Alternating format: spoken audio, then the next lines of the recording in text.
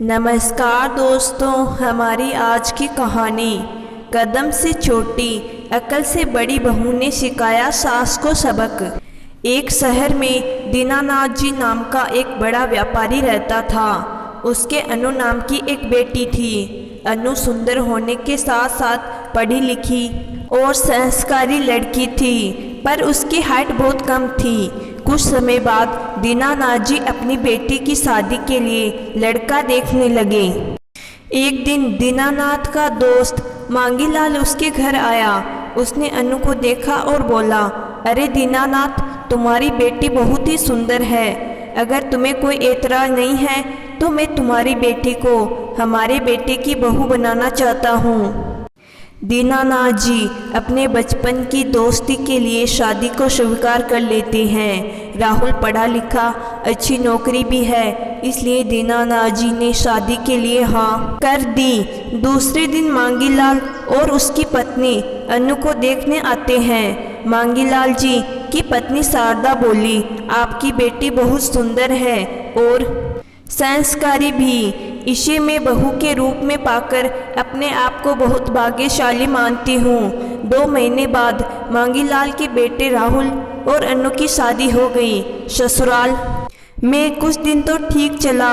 उसके बाद अनु की सासू जी हर बात पर कहती रहती थी, हमारी बहू नाटी है। अनु सोच रही थी कि यह सासू माँ वही है जो जब उनके घर आई थी तो उसकी बहुत तारीफ कर रही थी और अपने आप को बहुत भाग्यशाली बता रही थी। अनु मन ही मन सोच रही थी कि वह मेरी तारीफ नहीं कर रही थी। उन्हें पता था कि मैं मेरे पापा की इकलौती बेटी हूँ, इसलिए वह मेरी शादी में बहुत सा धन दौलत देंगे। हमारे धन दौलत पर उनकी नज़र थी।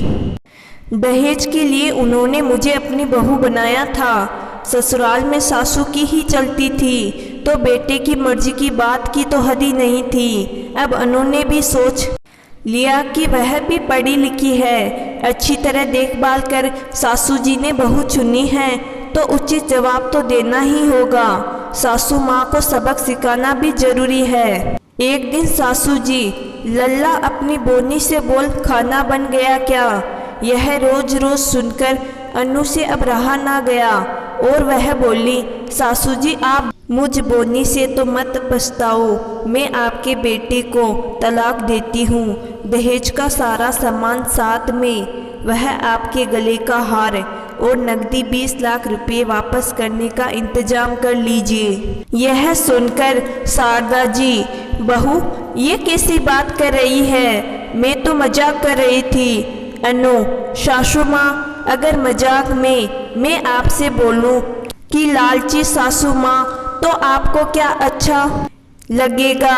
अनु का पति, अम्मा आपकी बहू ने बिल्कुल ठीक बोला है। अब शारदा जी ने माफ़ी मांगते हुए बोली कि बहू आज से मैं कभी भी तुम्हारा अपमान नहीं करूँगी। अनु की सास को अकल आ गई या वह मजबूर हो गई अपने आप को सुधारने के लिए। शादी करने से पहले सब गुण दोष दोनों पक्षों को भली प्रकार देख सुन लेना चाहिए। विवाह के बाद किसी प्रकार की छींटाकशी उचित नहीं होती है। विवाह में दहेज के चक्कर में बहुत से युवक युवतियों का जीवन नष्ट हो जाता है। हम सबका, विशेषकर महिलाओं का कर्तव्य है कि बहू का सम्मान करें। दहेज के लिए अपने बेटे का जीवन बर्बाद नहीं करना चाहिए और आई हुई बहू का हमेशा सम्मान करना चाहिए, ना कि अपमान। तो दोस्तों, मैं आशा करती हूँ कि आज की कहानी आपको ज़रूर पसंद आई होगी। कहानी पसंद आई है तो कहानी को लाइक, अगर आप हमारे चैनल पर नए हैं तो चैनल को ज़रूर सब्सक्राइब करिएगा। धन्यवाद।